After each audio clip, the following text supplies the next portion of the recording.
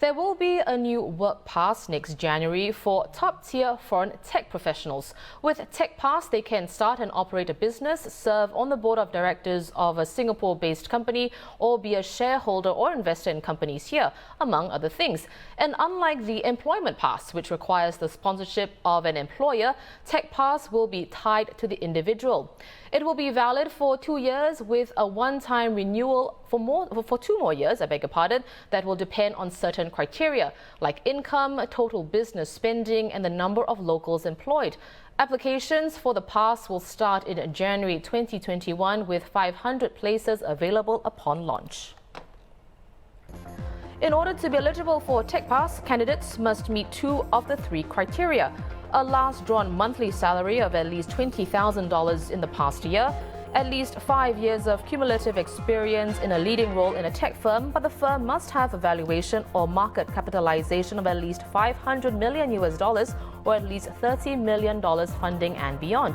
All applicants must have at least 5 years of cumulative experience in a leading role in the development of a tech product that has at least 100,000 monthly active users or at least $100 million in revenue. I'm happy to welcome Chief Economist at OCBC Bank, Selena Ling, to weigh in on this. Welcome, Selena. So, any key takeaways for you from this announcement? What does the creation of this tech pass tell you about Singapore's strategy to grow the tech sector here? Well, actually, it's a very interesting proposal. What they are really after is what I would term as the big fish. So it sets it a little bit apart from the usual schemes that we have to attract foreign talent. It's very sector specific, and I think the parameters that are set, the criteria is actually at a very high bar.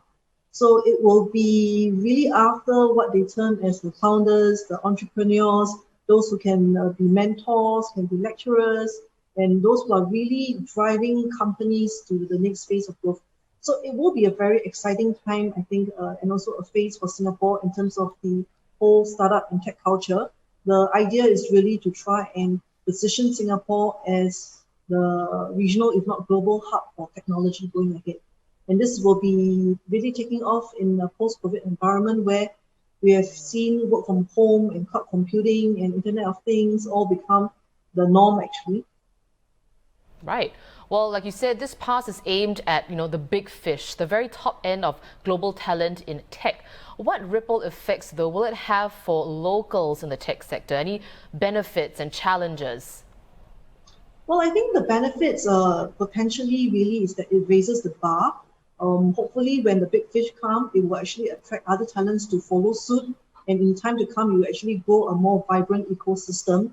And this will really be kind of like giving a kickstart to the whole tech hub strategy for Singapore.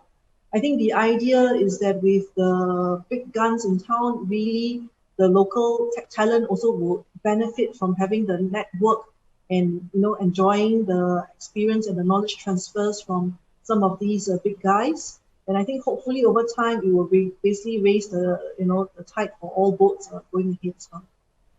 Any challenges, though, you think?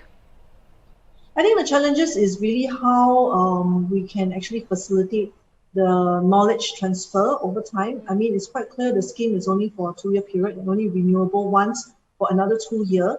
So it's a question of within the time of that 4 years, how do we effectively ensure that there is knowledge transfer, and over time you build up the local talent base as well. So I think these are some of the things that I think the policymakers would be actually watching out for when the scheme kicks off in January, and probably we can take stock either 2 or 4 years down the road as well. I see.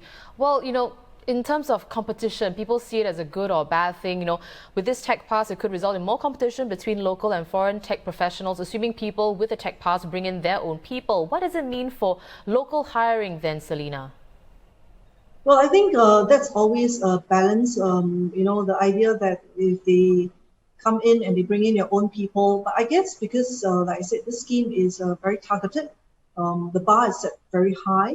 And I think in terms of the duration of that they can stay here is also limited. So the hope is that, along the way, they may actually recalibrate or tweak some of the parameters of how exactly they want to ensure that there is that transfer of knowledge that I talked about and how they will actually groom the local talent. We have seen this in past episodes, like with the financial sector, for instance. where actually the EP criteria actually gets increasingly raised over time, and that kind of facilitates the transfer and the building up of the local talent pool.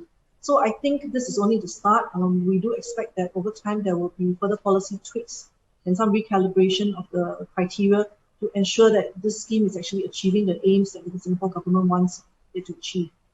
Right. Well, always a pleasure to speak with you, Selina. I've been speaking to Selina Ling, Chief Economist at OCBC Bank. More on the Tech Pass can be found at straitstimes.com.